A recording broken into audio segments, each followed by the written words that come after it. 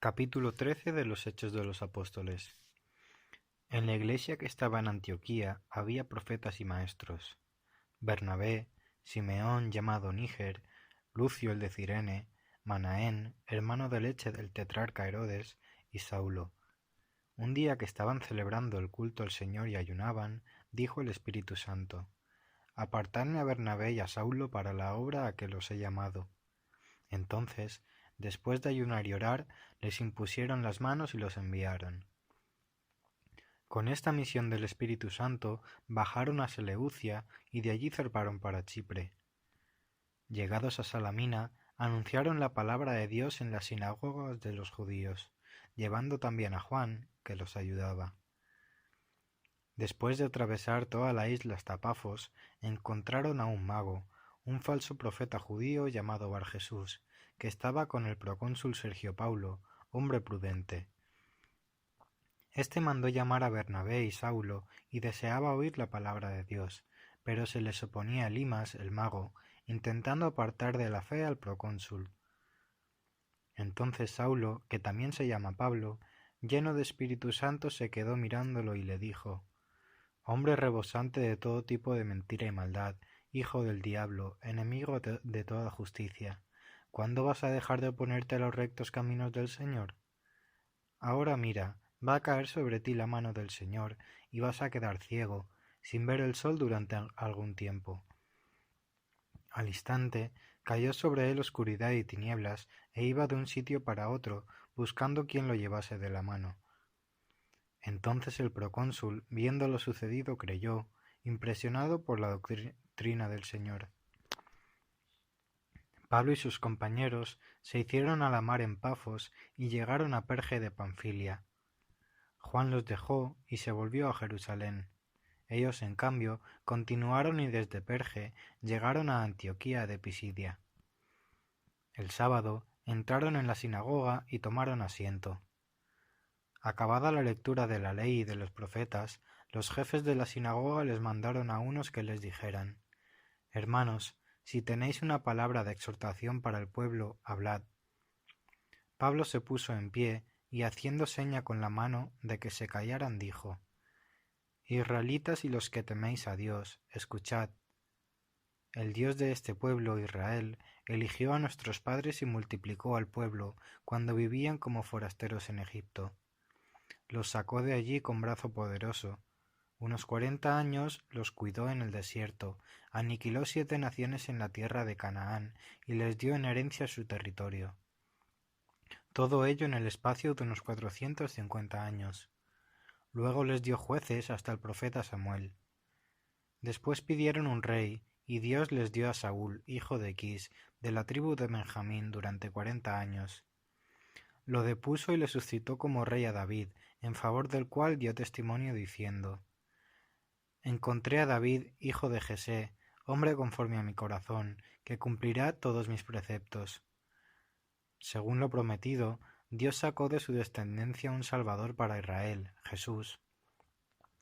Juan predicó a todo Israel un bautismo de conversión antes de que llegara Jesús, y cuando Juan estaba para concluir el curso de su vida decía: Yo no soy quien pensáis, pero mirad, viene uno detrás de mí, a quien no merezco desatarle las sandalias de los pies.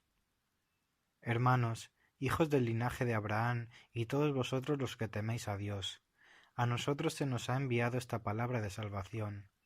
En efecto, los habitantes de Jerusalén y sus autoridades no reconocieron a Jesús ni entendieron las palabras de los profetas que se leen los sábados, pero las cumplieron al condenarlo.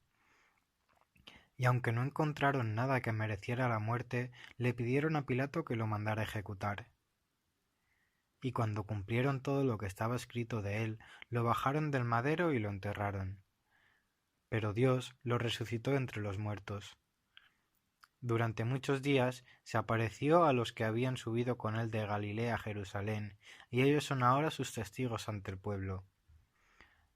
También nosotros os anunciamos la buena noticia de que la promesa que Dios hizo a nuestros padres nos la ha cumplido a nosotros, sus hijos, resucitando a Jesús. Así está escrito en el Salmo 2: Tú eres mi hijo, yo te he engendrado hoy. y que lo resucitó de la muerte para nunca volver a la corrupción. Lo tiene expresado así: os cumpliré las promesas santas y seguras hechas a David. Por eso dice en otro lugar: no dejarás que tu santo experimente la corrupción. Ahora bien, habiendo servido a su generación según la voluntad de Dios, David murió, fue agregado a sus padres y experimentó la corrupción. En cambio, aquel a quien Dios resucitó no experimentó la corrupción. Por tanto, sabed bien, hermanos, que por medio de él se os anuncia el perdón de los pecados, y de todas las cosas de las que no pudisteis ser justificados por medio de la ley de Moisés, es justificado por medio de él todo el que cree. Tened, pues, cuidado, no os sobrevenga lo dicho por los profetas. Mirad, despreciadores, asombraos y escondeos, porque en vuestros días yo voy a realizar una obra tal que no creeríais si alguien os la cuenta. Cuando salieron ellos, les rogaban que les hablaran de estas cosas el sábado siguiente. Disuelta la asamblea sinagogal, muchos judíos y prosélitos adoradores de Dios siguieron a Pablo y Bernabé, que hablaban con ellos exhortándolos a perseverar fieles a la gracia de Dios. El sábado siguiente, casi toda la ciudad acudió a oír la palabra del Señor. Al ver el gentío, los judíos se llenaron de envidia y respondían con blasfemias a las palabras de Pablo.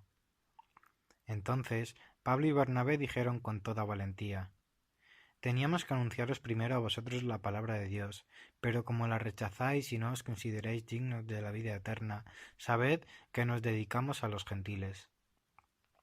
Así nos lo ha mandado el Señor. Yo te he puesto como luz de los gentiles, para que lleves la salvación hasta el confín de la tierra.